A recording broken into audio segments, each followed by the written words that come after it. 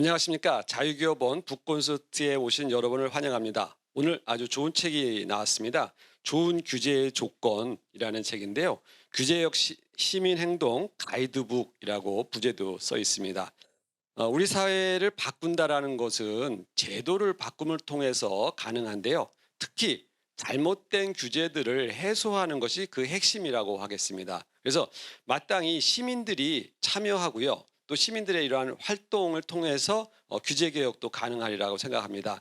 오늘 이 책의 내용들을 자세히 들여다보면 여러 가지 원칙들과 내용들이 있습니다. 예를 들어서 작은 잘못된 규제를 고치는 데 있어서 우리가 어떤 행동을 해야 되느냐, 그리고 규제의 좋은 규제와 나쁜 규제가 어떻게 구분할 수 있느냐 하는 것들인데요.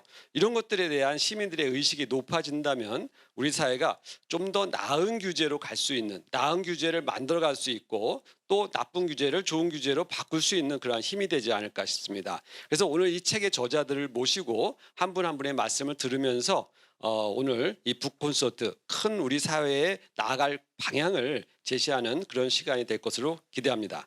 고맙습니다. 저희가 이 좋은 규제 조건을 집필을 하게 된 것은 이런 문제의식이 있었습니다.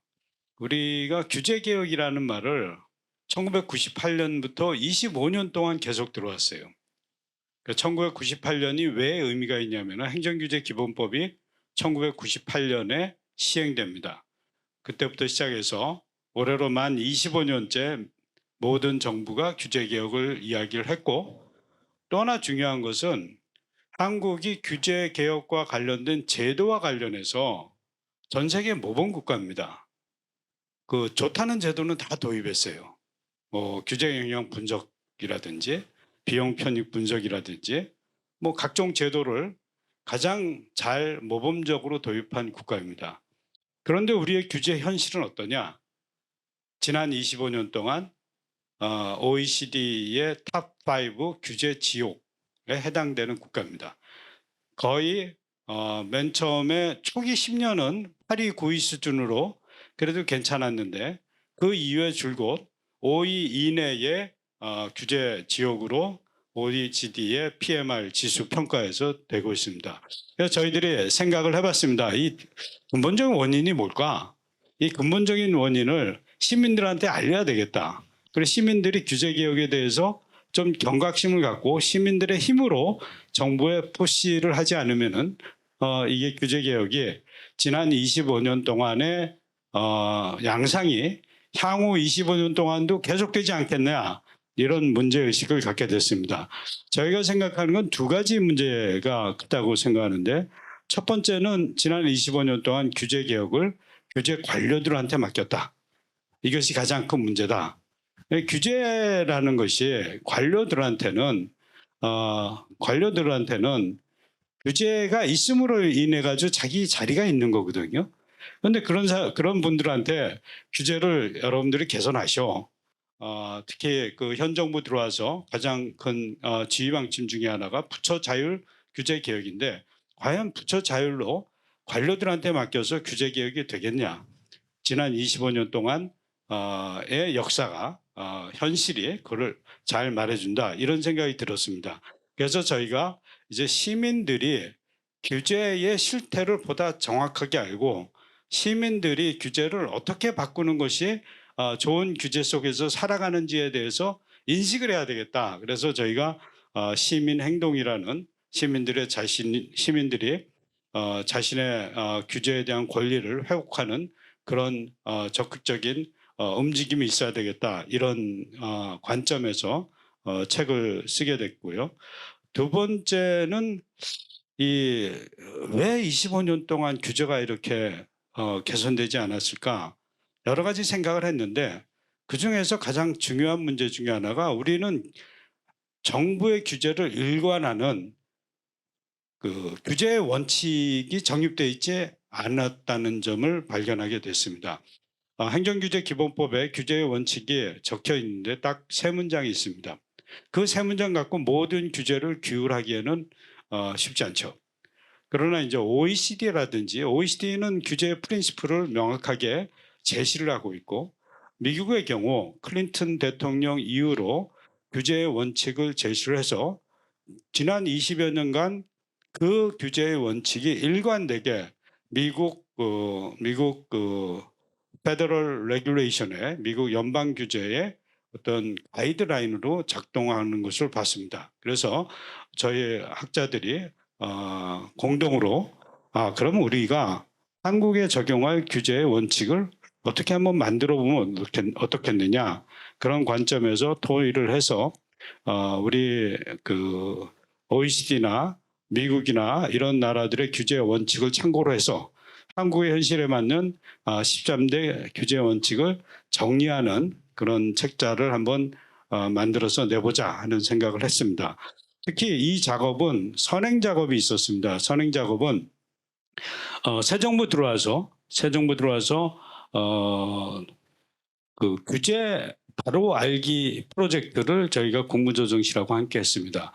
규제 바로 알기는 공무원들을 대상으로 규제를 어떻게 만들고 개선해 나가는 것이 중요한지에 대한 내용을 연구를 해가지고 발표를 했는데 그것은 이제 공무원을 대상으로 한 것인데 공무원은 뭐 그 원칙에 따라 그런 그 규제 바로 알기 일종의 저희는 규제 교과서라고 얘기하는데 이 규제 교과서를 시민의 입장에서 재정리를 할 필요가 있겠다라는 생각을 하게 된 것입니다. 그래서 시민의 입장에서 시민들이 자신의 권리를 되찾는 그런 방법을 좀 일목요연하게 정리해서 내보자 하는 관점에서 이 책을 만들게 됐다 이렇게 설명을 드리도록 하겠습니다. 저희가 사실 여기 이제 그 저자들이 2018년부터 연구 모임을 했습니다. 연구 모임을 했는데 한국 경제의 미래에 대해서 걱정하는 연구 모임을 하다 보니까 저희들이 깨달은 게 우리 모두가 규제 전문가들이더라는 것입니다. 그래서 전직 규제개혁위원회 위원, 현직 규제개혁위원회 위원, 그다음에 규제조정실장 2명, 그다음에 대한민국의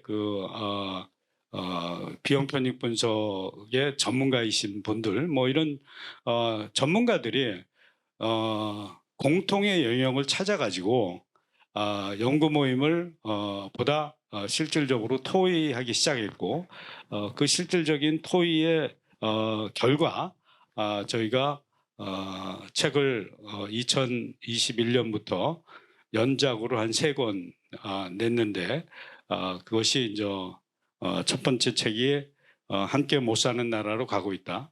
21년에 나왔고요. 22년에 정부 사용 매뉴얼을 냈고 그리고 이번 작업은 우리가 갖고 있는 가장 큰 지적 기반 규제와 관련된 책을 내는 것으로 저희들이 활동했다 이렇게 말씀드릴 수가 있겠습니다.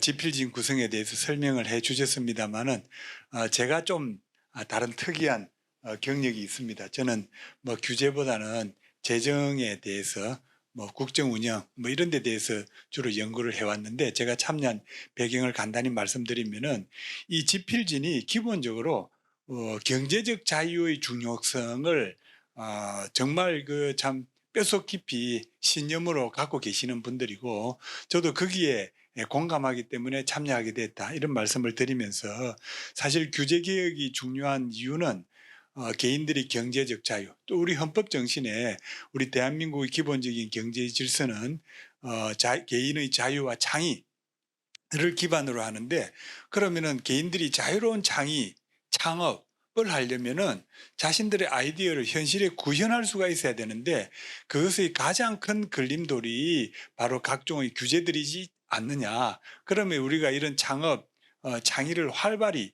발휘할 수 있도록 만들어주기 위해서는 그런 규제들이 폐지될 수 있도록 우리가 적극 노력해야 된다. 이런 신념들을 가지고 있기 때문에 뭐 저는 거기에 공감해서 참여했다. 이런 말씀을 덧붙이고 싶습니다. 현직은 이렇게 있지만 학문적 배경을 보면 행정학자, 경제학자, 회계학자, 재정학자, 경영학자 그래서 사회과학 전반에 걸쳐서 법학자까지 이렇게 같이 있어서 그 규제개혁이라는 큰 화두를 놓고 또 우리 국가가 어떻게 발전할 수 있을까를 놓고 보면 한 학문적 그 배경만 갖고 있었던 게 아니라 지금 오 교수님이 말씀하시는 것처럼 경제적 자유라는 그 베이스하에서 규제 개혁을 어떻게 진행할까 하는 그런 커다란 테마를 놓고 나름 저희들끼리는 참 치열하게 지난 4, 5년간을 열심히 노력해 오지 않았나 하는 생각을 갖습니다. 첫 번째로 국민 전체 이익을 증가시키는 규제. 그게 좋은 규제의 가장 중요한 명제가 되지 않을까 하는 규제고요. 두 번째는 우리가 꼭 같이 생각해 봤으면 합니다. 흔히 규제를 풀어주면 성장을 위한 기업만 위한 논리가 아니냐 하는데 성장과 안전과 성장이라는 두 축을 같이 동시에 추구하는 규제. 특히 뭐 요새는 기후 변화라든가 ESG라든가 여러 가지를 같이 생각하고 안전을 생각하지 않는 말하자면 그 기기라든가 아니면 서비스를 하면 지속적 성장이 가능하지 않지 않습니까? 그래서 안전과 성장을 동시에 추구하는 규제. 세 번째로는 예측 가능성은 높이고 불확실성은 제거하는 규제. 이게 기업으로서는 가장 중요한 규제 중에 하나거든요. 불확실성이 있으면 기업은 투자하기를 꺼려하는데 그러면 기업만 그러냐? 우리 자녀들이 뭔가 스타트업을 하려고 그러는데 이거 될까? 불확실하다 그러면 그런 신산업이라든가 스타트업은 커질 수가 없겠죠. 그리고 그 규제가 그냥 주의 주장이 아니라 과학적 증거가 충분한 규제. 그러면서 서로 이해관계자의 의견을 제대로 수렴을 할 때 그냥 주의 주장을 수렴하는 게 아니라 과학적 증거가 있는 그런 규제들을 만들려고 노력해야 되지 않겠나 생각하고요. 그다음은 뭐냐면 그러려면 과학적 증거가 충분하지만 검증이 가능한 성과 목표가 제시된 규제를 우리가 같이 생각해 봤으면 합니다. 이거 하면 좋아 라는 얘기가 아니라 성과가 목표가 분명히 제시되면 뭐뭐뭐를 설치하라는 투입 요소 위주가 아니라 설치해서 무엇을 계측할 건데 예를 들어서 무슨 갑자기 뭐 생각이 안 나는데 폴루션 그러니까 오염 정도를 나타내는 거죠. 성과 목표를 분명하게 제시하고요. 또 기업이 가장 어려워하는 게 여러 부처의 규제가 중복돼 있다는 겁니다. 그러니까 다른 규제와 유사하거나 중복되지 않는 규제. 또 아마 이거는 우리나라에서 자주 얘기되는 건데 규제는 필요하니까 한다 그러는데 그거 할 때 규제 이외에 다른 대안은 없었을까? 특히 우리 공무원 여러분들이 많이 생각하셔야 될 게 아닌가. 그냥 규제하면 편하게 목표를 이룰 수 있다는 것보다 규제에 다른 대안이 없는지 그런 걸 생각해서 다른 대안이 없어 도입된 규제는 아닌지 한번 생각해보고 흔히 네거티브 포지티브 규제를 많이 얘기합니다만은 쉽게 설명하면 요런 것만 하라가 아니라 절대 하면 안 되는 일 그것만 딱 찍어서 얘기해주면 그것만 안 하면 다른 건 다 되는구나. 그러니까 하면 안 되는 일만 지정하는 규제고 아까 전에도 말씀드렸습니다만 규제가 필요해서 하는 게 아니라 필요한데 그 규제를 집행하고 준수하는 데 들어가는 또 왜곡시키지 않는 이런 비용보다 혜택이 더 큰 규제인지 분명히 살펴서 비용보다 혜택이 더 큰 규제 마지막으로 3개를 더 더하면 우리가 지금 규제 강국 소위 말해서 규제 지역 넘버 5, 탑 5 안에 드는데 규제 강도가 국제적으로도 가장 낮은 규제를 추구해야 많은 젊은이들 또 새로운 사업을 하려는 사람들이 쉽게 일을 벌이지 않겠는가. 그리고 우리가 지금은 요소 투입 위주로 가는 게 아니라 기술 혁신이 필요한데 미래의 기술을 발전을 촉진하면서 넓고 비현실적인 요소를 제거한 규제를 만들어낼 때야 그때 우리가 지금의 현재의 어려움을 타개하고 새로운 혁신적인 비즈니스 모델이 가능하면서 경제 성장도 이루어지고 국민의 안전도 동시에 이룩하지 않겠는가 하는 그런 규제를 만들어 보았습니다. 핵심 키워드가 또 몇 개 나올 수 있다고 보는데 첫째가 이제 국민 전체 이익이다 하는 게 이제 핵심 키워드고 두 번째는 프로텍트 앤 프로모트라는 개념을 우리가 확실하게 써야 된다.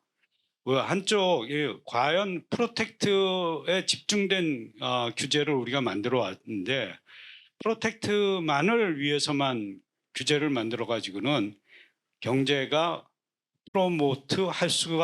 경제를 프로모트 할 수 없다. 그래서 프로모트 앤 프로텍트라는 이 두 가지 단어가 우리 규제 관료들의 머릿속에 항상 자리 잡고 있어야 된다. 이런 그 키워드가 있을 수가 있고, 성과 목표는 우리나라 그 규제의 그 가장 큰 문제점 중에 하나입니다. 중대재해법이 문제 많이 되잖아요. 그래서 중대재해법에 중대재해를 얼만큼 어느 수준으로 낮추겠다는 목표가 없어요.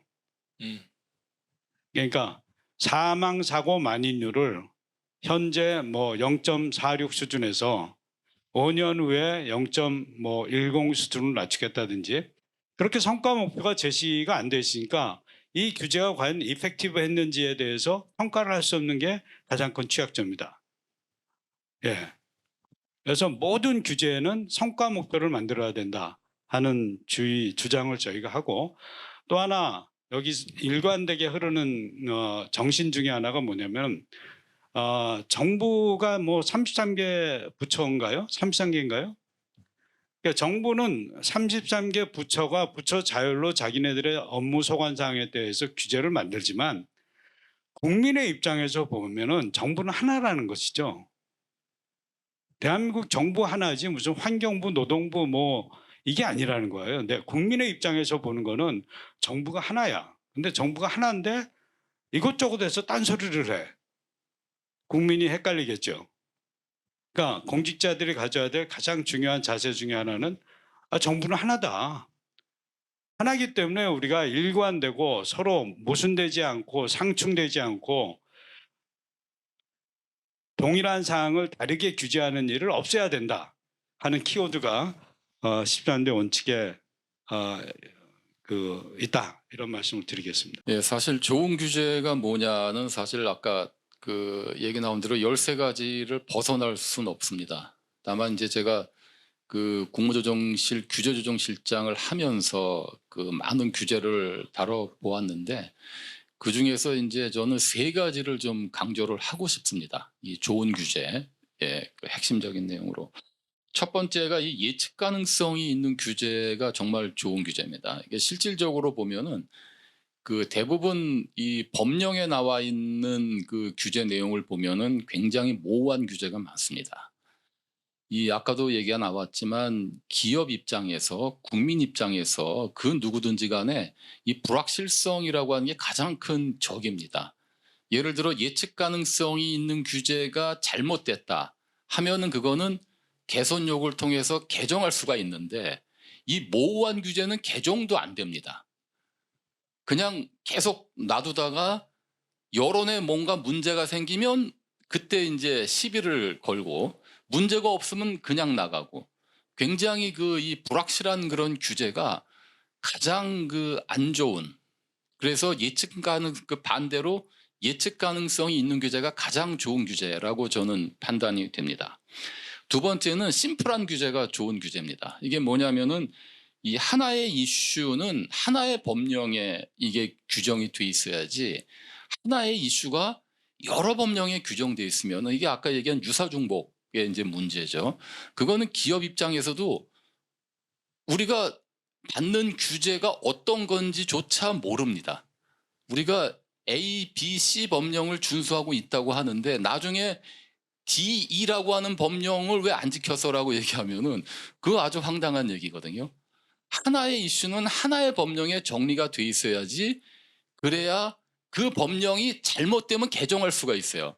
근데 이거는 여러 군데 있으면은 일단은 어떤 규제를 우리가 받는지도 모르고 뭘 개정해야 될지도 모르고 거기에 따른 기업 비용이 굉장히 많이 들어가기 때문에 규제는 심플한 규제가 좋다, 이렇게 생각이 되고요. 세 번째는 기술 발전을 촉진하는 규제가 굉장히 좋은 규제입니다. 그러니까 즉 현재의 생각으로 규제를 설계를 했는데 그게 결국 미래 발전을 저해한다 하는 게 이게 굉장히 안 좋은, 특히 이제 신산업, 신기술이 나오면서 이런 형태가 굉장히 많아질 거라고 생각이 됩니다.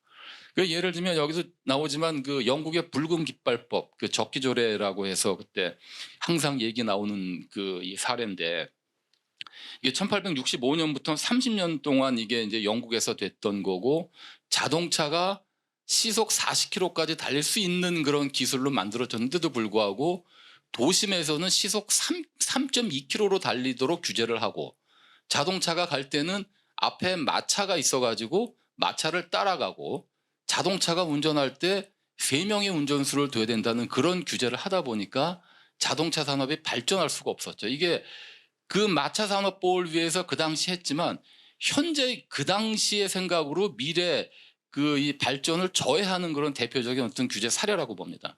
이런 것들을 이 감안을 해서 이 불확실성을 그대로 놔두면서 뭔가 열려 있도록 그렇게 활동을 할 수 있도록 하는 그런 규제가 좋은 규제가 아닌가 이렇게 생각이 됩니다. 규제 영향 분석을 왜 해야 되느냐, 제가 얘기가 조금 길어질 거는 같은데 이렇게 꼭 설명을 드리고 싶은데요. 매번 사람이건 사회건 선택을 해야 됩니다. 그럴 때 어떻게 하면 가장 선택을 잘할 수 있느냐에 대해서 굉장히 흥미로운 사례가 그 미국의 헌법 기초자 중 한 분이셨던 그 벤자민 프랭클린이 이런 얘기를 했더라고요. 저는 벤자민 프랭클린에 대해서 잘 모릅니다. 근데 그분의 했던 얘기가 너무 좋아가지고 제가 여기서 인용을 하는 겁니다. 뭐냐 하면은 자기가 어떤 판단을 할 때 그냥 A4 용지 100자 한 장 딱 꺼내 놓는다는 겁니다. 그러면 내가 이 일을 했을 때 좋은 점이 무엇이고 이 일을 했을 때 나쁜 점이 무엇인지를 먼저 나열한다는 겁니다. 장점을 1, 2, 3, 4, 5, 6, 7 뭐 10가지 있다 합시다. 그 다음 단점 1, 2, 3, 4, 5, 6, 7, 8, 9, 10 그걸 이제 끊임없이 생각을 하는 거죠. 그러다가 이제 그러면은 그 다음 단계는 경중을 가리는 겁니다. 그러면은 장점 가운데 10번 이거랑 단점 가운데 10번을 경중을 비교를 해보고 이 장점의 10번은 단점의 9번, 10번 정도하고 거의 이 경중이 비슷한 것 같다. 이러면 그냥 지운다는 거예요. 그런 식으로 각 항목들의 경중을 가려서 지우고 그리고 마지막에 남는 것을 보니까 장점이 1, 2, 3이 남아있고 단점은 이미 경중을 가렸더니 다 지워지고 없더라. 그러면 내가 여기서 장점을 보고 긍정적인 결정을 해야 되겠다. 뭐 이런 식으로 판단을 내린다는 겁니다. 저는 이 내용을 굉장히 의미심장하게 봤고 그리고 또 1997년도 대통령 선거 때 김대중 후보가 그때 기자회견을 했는데 이런 비슷한 이야기를 또 하시더라고요. 그때 제가 아주 그 기사가 인상 깊어가지고 이분도 판단을 내릴 때 모든 장점과 단점을 열거를 하고 그 다음 하나하나 지워가는 방식으로 그렇게 해야만 장고 끝에 악수가 없는 거다. 그런 이야기를 제가 뼈저리게 느꼈습니다. 바로 이런 일을 하자는 것이 규제 영향 분석입니다. 사실 우리가 규제를 했을 때 장점이 뭐고 단점이 뭐냐는 것은 모두 다 열거를 해야 됩니다. 그 다음에 그것의 경중을 가릴 수 있도록 객관화하고 계량화를 하는 노력이 없으면 경중을 가릴 수가 없다는 겁니다. 이런 종합적인 보고서를 만들어내 가지고 국민들로 하여금 알 수 있도록 소통하는 수단이 있어야 된다는 거죠. 우리가 사실 어떤 개별적인 규제에 대해서 이야기를 하면은 규제를 개혁해야 된다는 사람은 그 나름대로 목소리를 높입니다. 규제를 반대하는 사람은 또 반대하는 목소리를 높입니다. 그리고 서로 떠들다가 토론회에서 찬성 반대 떠들다가 그리고 결론은 어떻게 하느냐, 잘 결정합시다. 그래 놓고 끝나더라고요. 그래 가지고는 우리 사회가 더 이상의 진전이 없다.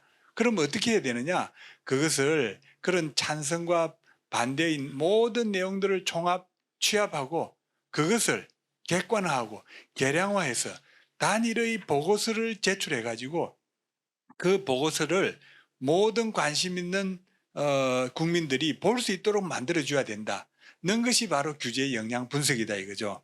그럼 우리가 일견 들었을 때 이거 우리나라 하고 있지 않습니까? 물어보면은 정부 기관에 물어보면 다들 하고 있다 그래요. 근데 하고 있다라고 해가지고 우리가 포기해서 안 됩니다. 그 내용을 꼼꼼히 들여다봐야 돼요. 들여다보면은 하고 있다는 말이 정말 부끄러울 정도로 굉장히 빈약하다는 겁니다. 다시 말해서 우리가 사실 규제 영향 분석과 비슷한 분석을 비용 편익 분석이라고 하는데 예비 타당성 조사라고 해서 재정 사업에서는 98년부터 열심히 해왔습니다.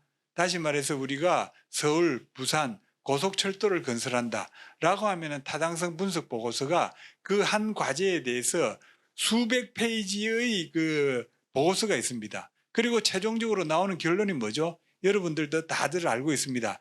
BC 비율이 뭐냐? BC 비율이 뭐지?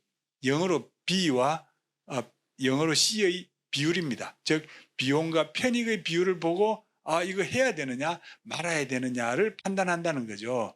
그래서 우리가 이때까지 예타 많이 들어보셨을 겁니다. 예비 타당성 조사를 예타, 그리고 BC 분석 들어보셨을 겁니다. 그리고 BC 비율이 1보다 높아야 된다.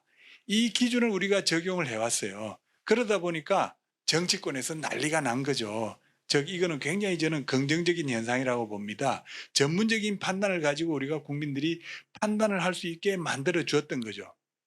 그러면은 규제 영향 분석도 99년도에 거의 같은 시기에 출범을 했습니다. 그런데 나온 보고서는 보면은 3장으로 끝이에요. BC 비율이 나오느냐? 없습니다. 그래서 저는 규제 영향 분석을 우리가 투자를 많이 하고 해야 된다는 걸 굉장히 강조하고 싶었습니다. 그래서 아무쪼록 제가 이런 면에서 이 좋은 규제의 조건이라는 책이 설득력 있게 받아들여졌으면 좋겠는데, 뭐 제가 정부 요로에 얘기를 하고 저도 나름대로 공직을 했던 경험이 있어서 뭐 요로에 이야기해 봅니다만 전혀 움직이고 있지 않습니다. 장관들한테 얘기해도 중요하네요 하고 더 이상 안 움직이더라고요. 그래서 이거 어떻게 하면 움직이지? 정말 안타까운 따름인데, 아무쪼록 우리 시청자분들께서도 요로에 야 이런 좋은 이야기 있던데 해야 되는 거 아니냐라고 해서 개별 규제에 대한 종합적인 비용 편익 분석 보고서가 발간되고, 그것을 가지고 모든 국민들이, 관심 있는 모든 국민들이 판단할 수 있는 계기를 만들어야 된다. 저는 이게 규제개혁의 1번이다. 이것을 목청 높여 이야기하고 싶습니다. 재정 예산에 예타하는 거, 예산 타당성 분석하는 거와 규제 영향 분석에는 차이가 있습니다.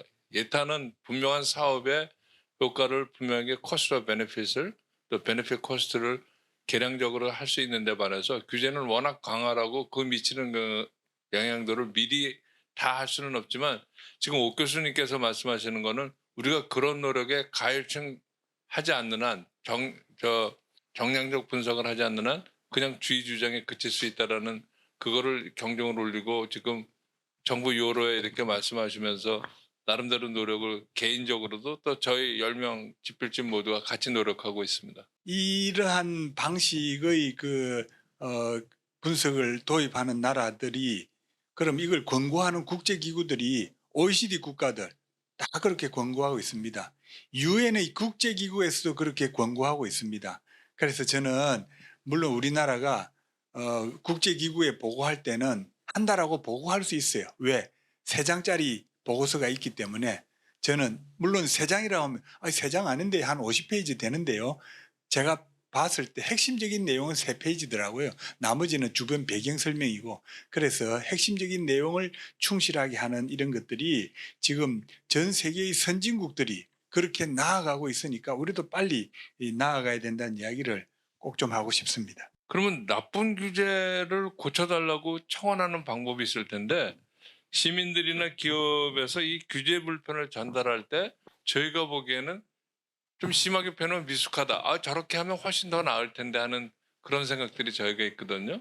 앞으로도 이런 분야에서 저희 그룹이 좀 이렇게 도움이 될까 하는데, 사실 저희가 이제 살다 보면 이제 기업 활동도 하고 뭐 개인 활동도 하고 보면 이렇게 상당히 불편하고 이렇게 비효율적인 이제 그런 상황에 저희가 이제 맞닥뜨리는 경우가 굉장히 많습니다. 근데 그게 어떻게 보면은 규제 때문에 그런 경우도 많은데, 그거를 일단은 전혀 모르고 그냥 그대로 준수하면서 그냥 살아가는 경우가 제일 많고, 또 이게 규제 때문에 이게 뭔가 불합리하다라고 생각을 해도 그냥 불만만 얘기하고 그냥 지키고 그냥 나갑니다. 이거를 개선하려고 본인이 이렇게 생각을 갖거나 이런 경우가 사실 거의 없거든요. 그리고 거기에는 내가 아무리 정부에 얘기해도 이거는 고쳐지지 않는다. 그러니까 이 불편함을 계속 감수하면서 계속 살아나가는 게 대부분의 어떤 그 일반 국민들과 기업들이라고 생각을 합니다. 그중에 이제 아주 일부분만이 이제 정부의 건의도 하고 뭐도 하고 하는 이제 그런 활동이 이루어지는데 실질적으로 규제가 잘못돼 가지고 뭔가 불편하고 굉장히 어려운 상황에 처하면은 그 누구든지 간에 각종 어떤 정부의 통로를 통해서 규제 개선을 요구할 수 있고 그 내용이 합리적이고 뭐 되면은 그게 개선의 여지가 분명히 있다는 걸 제가 말씀을 드리고 바로 그런 부분에서의 어떤 이 국민들이 그 규제를 직접적으로 개선 요구를 할 수 있도록 하는 그런 내용들이 또 이 책에 또 나와 있습니다. 그래서 그런 부분에 좀 많은 그 국민들과 기업들이 좀 깨어서 적극적으로 정부의 규제 개선 요구를 하는 이런 형태의 활동이 반드시 필요하다 이렇게 생각이 됩니다. 그래서 제가 이제 지금 말씀드리고 싶은 것도 이게 그러면 어떻게 이게 기업과 국민과 시민들이 그 정부의 규제 개선을 건의를 하느냐 이 문제에 대해서 제가 간략히 말씀을 드리겠습니다. 사실 이 규제 청원이라고 하는 건 내 개인적인 문제를 해결하기 위한 것이고 규제를 개선한다는 것은 모든 국민들한테 적용되는 규제의 내용을 바꾸는 겁니다. 그 두 가지가 합치되는 그런 형태의 어떤 이 청원이 그 필요한데 그거는 결국 커뮤니케이션의 문제라고 저는 생각이 됩니다. 제가 규제실장 할 때 보면은 수많은 규제 개선 건의가 들어오는데 그 상황을 정말 리얼하게 잘 그 작성을 하는 경우와 그렇지 않은 경우는 이 검토할 때도 굉장히 차이가 납니다. 바로 이런 점을 저희가 좀 짚어주고 싶은 생각이 드는데요. 첫 번째 이 규제 개선을 청원할 때 가장 중요한 거는 나의 실상을 정확히 알려야 됩니다. 현실적으로 이러한 리얼하게 이런 문제가 있다. 이것이 바로 규제 때문에 이렇게 된다는 구체적인 나의 리얼한 그런 상황을 먼저 알리는 게 가장 중요하고요.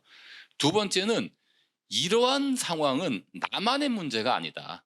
규제 개선은 나만의 문제를 해결하기 위해서 요구하는 게 아니거든요.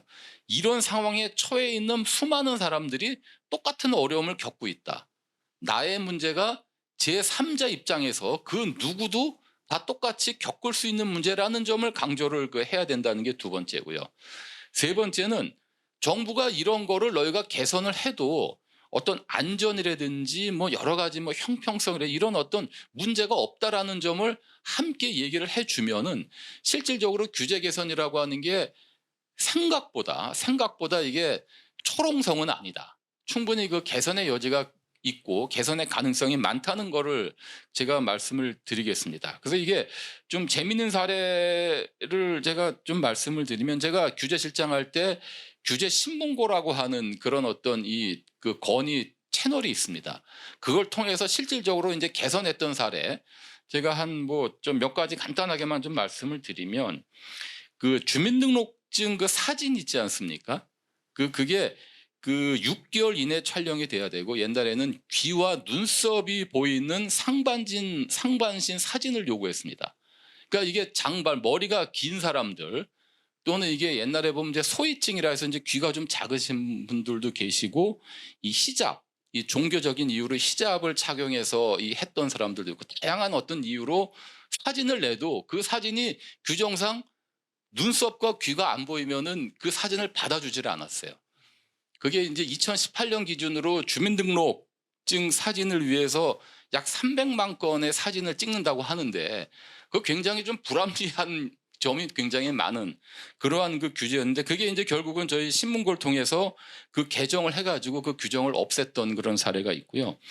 또 하나는 이 유해 환경 노출 최소화를 위해서 숙박업에는 청소년 고용이 금지가 돼 있었습니다.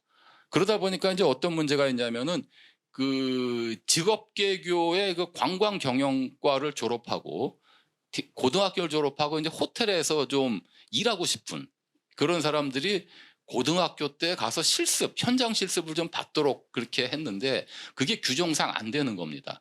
유해 환경이기 때문에 숙박업은 청소년 고용 자체가 안 되기 때문에 이 신문고에 했던 사람이 결국은 현장 실습을 못하고 고등학교 졸업하자마자 취업을 하려고 했는데 그게 안 돼서 전문대를 이제 진학했던 사람입니다.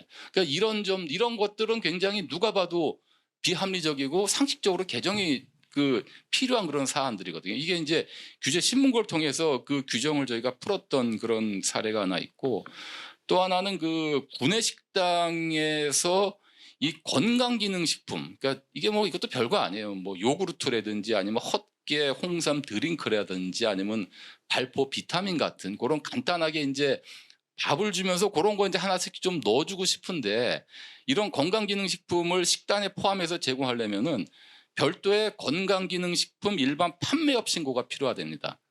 그 신고만 하면 괜찮은데 신고를 하게 되면 안전위생교육 이사 그런 교육까지 받아야 되는 그런 문제 때문에 이게 구내식당에서 그런 발포 비타민이라든지 그 이 홍삼 드링크를 놔줄 수가 없었어요. 그게 불법이니까. 그러니까 이게 그 당시만 해도 구내식당이 한 4만 6천 개가 좀 넘었던 상황이거든요.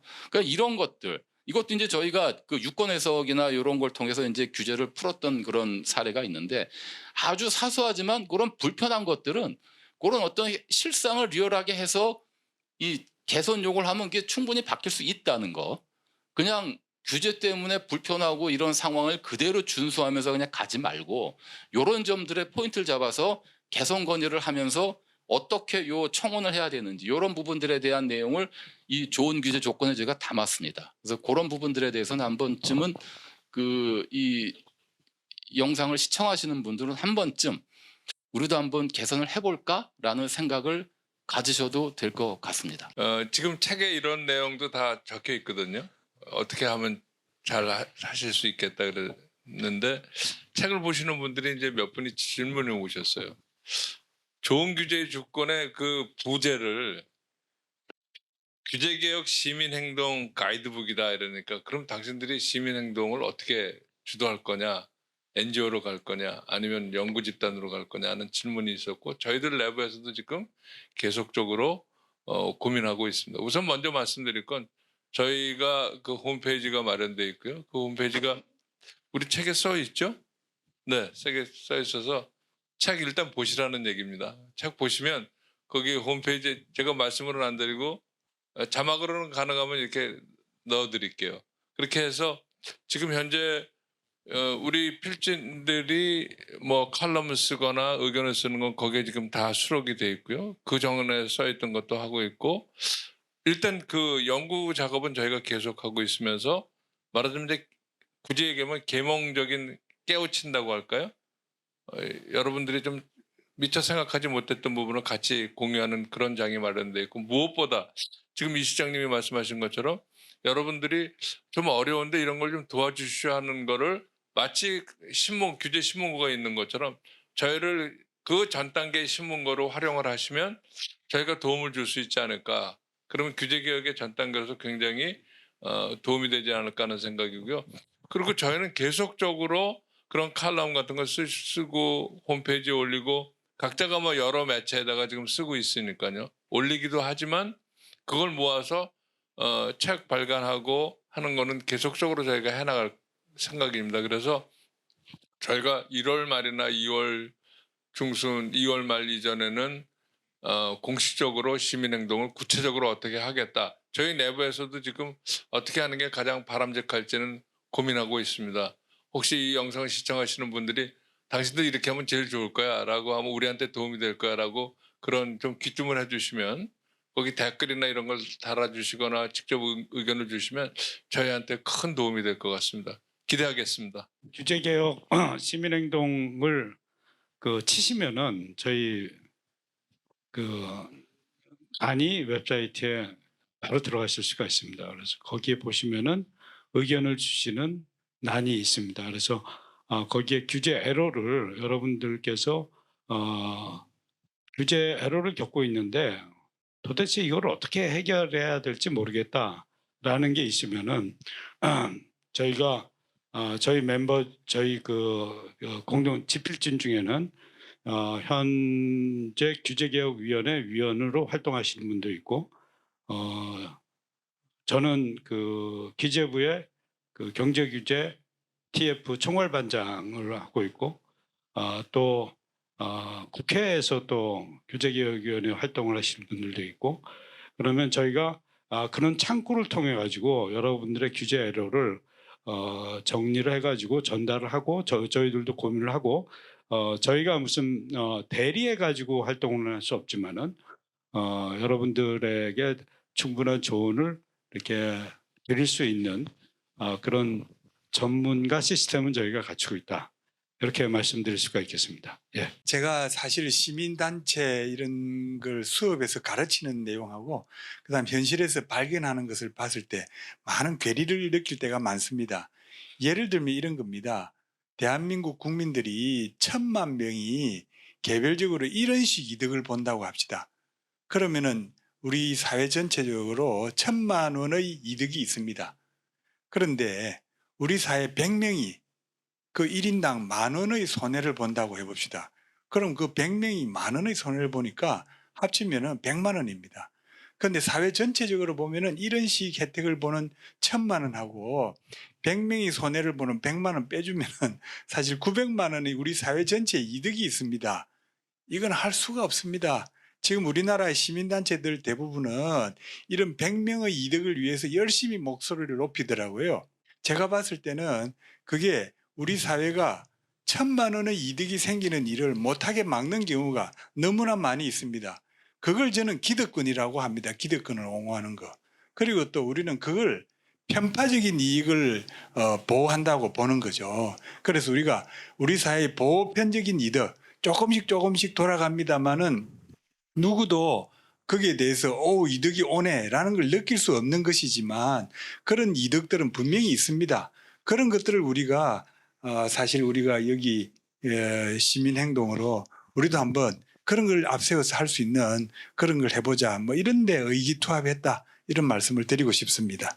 지금 이제 영상 시청하시는 분들이나 또 저희 책을 읽고 생각이 있으신 분들이 당신들은 그렇게 그냥 영상 뒤에서만 숨어 있을 거냐, 꼭 NGO가 아니더라도 좀 같이 소통하는 장을 마련해 주면 좋지 않겠냐, 아마 그런 목마름이 있으신 분들도 계실 거예요. 그래서 저희가 이제 1, 2월 달에 뭐 구체적인 좀 시민 행동을 위한 어떤 털을 마련하는 게 좋은가 할 때는 세미나도 하고 같이 어울리는 장도 만들고 기업의 애로도 듣고 우리 젊은 친구들이 스타트업을 할 때 아니면 뭘 하려고 그럴 때 그건 뭐 때문에 안 될 텐데 뭐 때문에 안 될 텐데가 아니라 우린 다 돼. 요것만 안 하면 돼.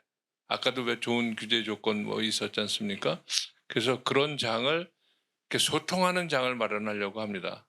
그래서 그게 세미나 형태가 될 수도 있고 때로는 우리가 같이 워크숍을 할 수도 있고 때로는 정말 이렇게 힘을 내서 으쌰으쌰한 것도 될 수 있는데 그런 의견을 저희들한테 주시면 저희도 좀 뭐 머리 허연 사람만 오늘 나타났습니다만 젊은 친구들 또 40, 50대 친구들도 5, 6명이 같이 함께 일하고 있으니까 소통하는데 큰 문제는 없을 것 같습니다. 자, 근데 이제 한 가지 더 문제가 있습니다. 우리가 규제 개혁한다 그러면 혼동 세션이 많아요. 규제 개혁하면 그 기업 지원하려고 하는 거 아니야? 그 규제 개혁하다 보면 뭐 안전은 뒷전 아니야? 뭐 이런 그 헷갈림들이 이제 많은 분들이 하시고 특히 이제 규제를 해야 한다는 분들은 이걸 굉장히 강조하거든요. 그래서 규제 개혁과 이 기득권의 아까도 말씀드렸지만 붉은 깃발법 같은 건 이제 대표적인 케이스인데 규제 개혁과 각종 이해나 기득권과의 오해가 이제 가장 큰데 그렇다면 이 갈등을 우리가 어떻게 풀어나갈까? 사실 이 규제 개혁이라는 말에 대한 이 반감이 많은 분들이 계십니다. 근데 사실 규제 개혁이라고 하는 거는 중립적인 그 용어인데요. 이게 나쁜 규제를 바로잡아서 좋은 규제로 만드는 과정입니다. 이게 반드시 있는 그런 규제를 없애는 것만 규제 개혁이 아니라 나쁜 규제를 새롭게 좋은 규제로 만든다는 거는 이 사회를 유지하기 위해서는 또 규제가 필요하거든요. 필요한 규제를 만드는 것도 규제 개혁입니다. 그러니까 일단 그 용어에 대해서 일단은 그게 반드시 없애는 것만 규제 개혁이 아니라 이게 불필요한 거를 그 규제하는 거 이거 잘못된 거지만 규제를 해야 되는데 안 하는 것도 잘못되는 거거든요. 그러니까 이 규제 개혁이라고 하는 용어를 일단은 중립적으로 이렇게 봐주시는 게 좋을 것 같고 그렇기 때문에 규제 개혁이 안전을 저해하거나 기업 활동을 지원하거나 기득권을 보호하는 것이 아니라 그 반대의 규제 개혁도 굉장히 많다는 거를 제가 말씀을 드리겠습니다. 그러면 이 규제 개혁을 어떻게 하는 게 바람직한 거냐? 이것도 제가 한 몇 가지 좀 그 말씀을 드리면 이 규제 그 자체를 좀 봐야 됩니다. 그 무슨 얘기냐면 원칙과 상식이라고 하는 그 시각에서 규제 자체를 봐서 대안을 만드는 게 중요합니다. 원칙과 상식이 중요한 이유는 많은 국민들이 규제 개혁에 납득을 해야 되거든요. 동의를 해야 되거든요. 그 동의의 포인트는 전문성이 아니라 누가 생각해도 이 방향이 맞다고 생각하는 원칙과 상식에 벗어나는 그런 규제 개혁은 바람직하지가 않다. 그거는 사회적인 수용 가능성이 높아지지가 않는다. 일반 국민들을 설득하기 위해서는 원칙과 상식에 맞다라는 그런 명분이 필요하다는 것을 제가 말씀을 드리고요. 두 번째는 이 규제 개혁의 거버넌스가 중요합니다. 이게 지금은 정부가 일방으로 그 결정해서 나갈 수 있는 시스템이 아닙니다. 뭔가 이 규제 개혁을 제대로 하려면은 규제를 가지고 있는 부처 그리고 일반 그 이해 관계자들 그리고 일반 국민들 전문가들 다양한 사람들이 만나서 그 규제 개혁의 방향을 논의하는 이 거버넌스 자체가 규제 개혁에 명분을 주고 거기서 보다 더 좋은 그런 어떤 그 대안이 나올 수 있기 때문에 규제 개혁은 이런 거버넌스가 중요하다는 말씀을 드리고요. 그리고 이 규제를 바꾸는 거는 이해관계를 바꾸는 거기 때문에 이게 갈등이 굉장히 심한 경우가 그 굉장히 많습니다. 그래서 안 되는 규제가 지금 굉장히 많죠. 그렇기 때문에 이 규제 개혁은 첨예한 이해관계가 있을수록 이 갈등 관리라고 하는 이 영역과 연계가 돼야 됩니다. 이 갈등 관리 영역도 이제 여러 가지 이 규제랑은 좀 다른 형태지만 이 갈등을 해결하는 다양한 또 기법들을 연구하는 이 갈등 관리 영역, 예를 들면은 뭐 갈등 영향 분석이라는 것도 있고 뭐 공론조사, 배심원제 다양한 그런 뭐 ADR도 있고 요런 그 이 이해와 협상이라고 하는 요런 갈등 관리와 규제 개혁이 연관돼야만이 할 수 있는 그런 부분이 있기 때문에 이거는 아까도 말씀드렸듯이 정부가 일방적으로 해서는 절대 안 됩니다. 이런 갈등 관리 프로세스를 거치는 이런 형태가 중요하다고 생각이 되고요. 네 번째는 이게 항상 이게 찬반의 싸움은 추정과 주장의 대립입니다. 이 규제를 개혁하는 게 맞느냐 틀리느냐를 이 하는 이 각각의 그 이 주장을 보면은 그게 추정인 경우가 많아요. 과학적인 어떤 근거 없이 그냥 자기의 생각, 주장을 가지고 싸우는 거기 때문에 이게 결론이 안 나옵니다. 그렇기 때문에 어떤 검증되고 뭔가 이 과학적이고 객관적인 데이터를 가지고 논의할 수 있는 이런 형태의 어떤 그 이 검토 과정이 필요하다고 생각이 되고요. 마지막으로는 제가 이제 이 책에 썼습니다마는 규제 개혁이라고 하는 건 이제 소통의 과정, 창작의 과정, 결단의 과정이라고 제가 썼는데 이 세 가지가 반드시 필요합니다. 먼저 찬반 간에 소통이 있어야 돼요. 서로 간에 이게 정말로 자기가 물러설 수 없는 부분이 뭔지 어떤 거는 물러설 수 있는지 이런 허심탄회한 그런 과정을 거치는 게 먼저고요. 그 다음에 두 번째는 그걸 가지고 대안을 만드는 과정이 필요합니다. 이게 규제 개혁이 이거 된다 안 된다만 가지고는 절대 결론이 안 납니다. 그 중간에 뭔가 스펙트럼을 찾을 수 있는 그런 어떤 창작의 과정, 이게 정책을 새로 만드는 과정이라고 저는 얘기를 하는데 양쪽을 합해서 뭔가 하나의 어떤 이 대안을 창출하는 과정이 필요하고 세 번째는 결단의 과정. 어떤 거든지 간에 리스크가 없는 경우가 없습니다. 우리가 의도한 대로 이게 규제가 개정되면 의도한 효과가 나올까? 그렇지 않은 경우가 굉장히 많기 때문에 정부는 그럼에도 불구하고 뭔가 리스크를 안고 뭔가 결정을 내리는 이런 세 가지 결단의 과정, 이 세 가지를 거쳐야만이 규제 개혁이 좀 원활하게 그리고 바람직하게 그렇게 될 수 있다고 생각을 합니다. 우리나라 그 규제 관련해 가지고 가장 안 되는 게 뭐냐? 이해관계자 의견 수렴입니다. 그러니까 이해관계자 할 때 예를 들어서 단적인 예가 타다를 불법화 시켰잖아요. 타다를 불법화 시키는 공청회를 할 때 그 타다의 수요자 넓게 보면 택시 승객의 목소리는 전혀 반영이 안 됐어요. 전혀 반영이 안 됩니다.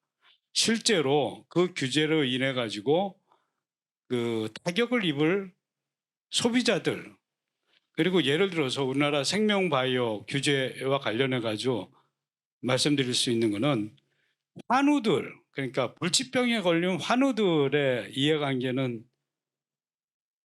고려를 안 해요. 공청회에도 초청을 못 받습니다. 지금 뭐 의대 정원 갖고 얘기되잖아요. 그럼 의료 소비자인 국민들은 어떤 생각을 하는지, 국민들을 그러니까 노사정 대화를 하듯이, 그러니까 뭐 보건복지부하고 의사협회하고 환자를 대변하는, 국민을 대변하는 어떤 단체가 이렇게 같이 논의를 해야 되는데, 이 국민 이해관계자, 가장 큰 이해관계자인 국민, 뭐 규제로 인해서 피해를 보는 계층, 뭐 이런 분들의 목소리가 제대로 반영이 안 된다. 그래서 그것이 저희가 사실은 원칙에서도 아주 간단하게 이해관계자 의견을 제대로 수렴한 게, 제대로라는 말을 쓴 이유가 바로 그런 측면에서 우리가 했다. 그래서 규제 개혁에서 가장 중요한 것은 규제로 인해서 피해를 보는 국민의 의견을 제대로 수렴하는 거다. 그것이 그 규제를 개선하고자 하는 사람들한테는 무기가 될 것이다. 뭐 이런 말씀을 드립니다. 사실 이런 과학적인 접근, 개별 규제에 대한 심층적으로 분석하는 것은 규제 영향 분석을 제가 주장도 하고 또 필요도 하겠습니다만은, 사실 직관적으로 봤을 때는 이것은 우리 공동체 사회 전체의 부와 소득을 증진시키는 것이 직관적으로 확실한 그런 경우도 저는 많이 있으리라고 봅니다. 그런 경우에는 규제의 영향 분석을 넘어서서 우리가 전략적인 정책적인 판단을 할 수가 있어야 되는데, 저는 이런 문제의 규제에 대해서, 이제 개별 규제에 대해서 이런 전략적인 판단을 하려고 하면은, 뭐 이런 규제는 어차피 수많은 사람들의 어떤 이해관계가 얽히고 설키고 또 갈등이 나타날 수밖에 없는데, 우리가 모두 다 이제 공감하는 하나의 받아들여야 될 원칙으로서는, 저는 우리 전체의 어떤 부와 소득의 정진, 이런 부분에 대해서는 우리가 나아가야 될 방향이라는 것을 받아들여야 되지 않겠는가, 이런 생각이 듭니다. 그래서 일단 우리가 최근에 뭐 축구 경기도 월드컵 뭐 아시아 지역 예선에서 볼 수 있는 바와 같이 일단 팀 플레이가 중요하다 이거죠. 그래서 팀 플레이를 해가지고 우리가 전체적으로 승리를 차지하고, 그 다음에 이제 개별 선수들이 어떤 기여를 했느냐, 이런 부분들에 대한 또 다른 평가가 있어야 되는 것처럼, 일단 우리 이 사회 전체가 그런 어떤 팀 플레이를 하는 형태에서 성장을, 우리가 나아가는 방향이 무엇인가에 대한 공감대를 이루고, 거기서 여러 가지 이해 덕실의 문제에 대해서는 어떻게 풀어갈 것인가는 또 별개의 문제로서 우리가 이제 또 다른 정책으로 풀어가는 이런 형태가 필요하다는 생각을 우리가 가져야만이 규제 개혁의 성과가 있지 않겠는가, 뭐 이런 생각을 해봤습니다. 야, 이런 건 정말 나쁜 규제구나 하는, 우리가 조건적으로 또 우리 다 이렇게 정부에 뭐 그냥 교수로서도 있었고 개방적으로도 가셨고, 또 원래 늘공이라고 그러시죠? 늘 올해 30여 년 이상 공무원 하셨던 분도 있고, 저도 뭐 정부의 각종 위원회 일을 했습니다만은, 그런 경험을 통해서 보니까 실제로 이런 건 나쁜 규제인데 우리가 숨죽이고 있지 않았는가 해서 저희가 그런 걸 같이 돕고자 했습니다라고 지금 저희가 말씀드린 거거든요.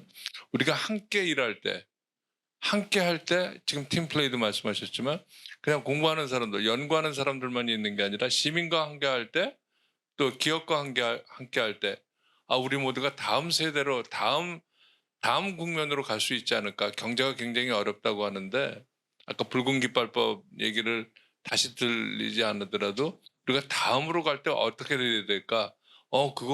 그건 뭐 해서 안 되는 데가 아니라 다 할 수 있어. 요것만 우리가 지키면 돼 하면 훨씬 심플하게 새로운 산업도 나타나고, 특히 우리 젊은 세대들에게 큰 희망을 줄 수 있을 것 같습니다. 그런 입장에서 저희가 책을 썼다라고 생각해 주시면 좋겠고요. 저희는 앞으로도 계속 이런 거를 연구하려고 합니다. 응원해 주시면 감사하겠습니다. 그 응원하는 의미로 그냥 시청하시는 걸로 끝내시지 말고, 이거 책 저희가 일부러 좀 얇게 썼습니다. 200여 페이지가, 본문은 200여 페이지니까 읽으시기도 편하실 거고요. 특별히 저희가 편집하는데 예쁘게 하려고 굉장히 노력했습니다. 그리고 글도 쉽게 쓰려고 노력했으니까 아유 박사 나부랭이 할아버지들도 있고 계시는데 글이 너무 진부하지 않을까 하지만 나름대로 노력했으니까 여러분들 충분히 읽기 편하시도록 저희가 써봤고 편집해봤습니다. 출판사에서 굉장히 노력해 주셨고요. 마지막으로 드리는 말씀은 혹시 이걸 보시고 각종 경제교육도 많고 우리 학교에 특강도 있는데 불러주시면 그런 마음이 있으시면 저희가 정말 전도하는 마음으로 좋은 규제를 전도하는 마음으로 정말 한 걸음에 달려가겠습니다. 또 지역이 뭐 전남에도 있고 저는 대전에도 있고 인천에도 있고 서울도 있어서 전국을 커버할 수 있으니까 불러주시면 저희가 정말 기쁜 마음으로 달려가겠습니다. 무엇보다 자라나는 세대, 특히 중고등학교 교사 선생님들이 이거에 아마 우리 학교 오셔서 좀 머리는 허여시지만 하시면 나름대로 그레이 헤어를 즐거운 강의 하실 수 있다라고 믿으시면 불러주시면 저부터 전국 팔도 제주도까지 다 달려갈 마음의 준비가 되어 있습니다. 그러면 우리 젊은 친구들한테 새로운 희망을 줄 수 있지 않을까 감히 그런 기대를 해봅니다. 저는 기업체에서 그 대관 업무를 하시는 분들, 어떤 정부를 상대로 해가지고 규제를 준수 이행해야 되는 책임을 갖고 있는, 예를 들면 산업안전관리 책임자들, 뭐 이런 분들이 꼭 읽으시면 좋겠다. 왜 읽어야 되느냐? 자기가 예를 들어 가지고요, 어떤 기구가 있어요. 기구가 있는데 예를 들어서 타워 크레인이 있죠. 타워 크레인의 검사 주기가 지금 얼마인지 아세요? 제가 알고 있기로는 타워 크레인의 안전성 검사를 6개월에 한 번씩 받아야 되는 걸로 알고 있어요. 왜? 타워 크레인 사고가 많았으니까. 그래서 1년에서 6개월로 줄었습니다. 그랬을 때, 1년에서 6개월로 줄으니까 우리가 검사 맞추고 현장에 나가는데 바쁘다. 그래서 고쳐달라고 얘기하는 거하고, 여기서 나오는 것 중에 하나가 도대체 과학적 증거가 충분한 규제라고 했지 않습니까? 그러면 타워 클레인을 검사를 1년으로 하면 사고가 몇 퍼센트 나고 6개월로 하면 몇 퍼센트가 사고가 날 것으로 당신들은 생각하는지를 질문할 줄 알아야 되거든요. 그 질문할 줄 알아야 돼요. 예를 들어서 화학물질 저장 탱크가 있어요. 화학물질 저장 탱크의 청소 주기를 3년에 한 번씩 해야 되는지 1년에 한 번씩 해야 되는지 6개월에 한 번씩 해야 되는 것이 어느 것이 가장 안전한 환경을 유지하는 데지에 대한 과학적 증거가 있어야 되거든요. 그래서 여기 나온 13대 원칙 하나하나를 숙지를 하시면은 규제를 그냥 바꿔달라라는 애원하는 것이 아니고 여러분들이 당하고 있는 규제의 애로에 대해서 설득력 있게 정부를 상대로 규제 개선 활동을 하시는데 도움이 되실 것이다. 13대 원칙에 어떤 원칙에 입각해서 보니까 이 규제가 나쁜 규제입니다라고 설득할 수 있도록 기업체에서 이 규제를 담당하시는 업무를 하시는 분들은 꼭 이 책을 읽어보셔야 되지 않을까 이런 말씀을 드립니다. 우리가 이렇게 해서 더 나은 사회로 더 나은 경제로 우리가 좀 더 숨쉬고 편안히 살아갈 수 있도록 만들어 보자라는 그런 취지니까 우리가 함께 행동할 때 우리는 새로운 사회를 맞을 수 있지 않을까. 규제 개혁을 통해서 좋은 규제를 만들어가면서 새로운 사회를 만들어 봅시다 하는 그런 취지로 저희가 책을 썼고 오늘 이런 그 북 콘서트를 갖게 됐습니다. 여러분 함께 해주셔서 고맙습니다. 감사합니다.